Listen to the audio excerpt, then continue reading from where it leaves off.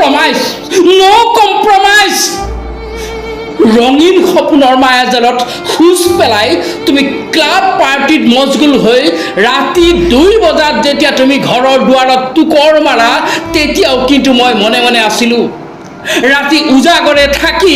drawing ৰুমৰ সোফাত শুই থাকি খিৰিকীৰ পৰ্দাৰ ফাকেৰে তোমাৰ ঢলং পলং খোজটো দেখিও মই নিমাত হৈ আছিলোঁ এইবাবেই যে তুমি নিজক নিজে এদিন বুজি পাবা আৰু তুমি সংশোধিত হৈ নিজ পথলৈ ঘূৰি আহিবা উভতি আহিবা গতিকে তোমাৰ লগত নো কম্প্ৰমাইজ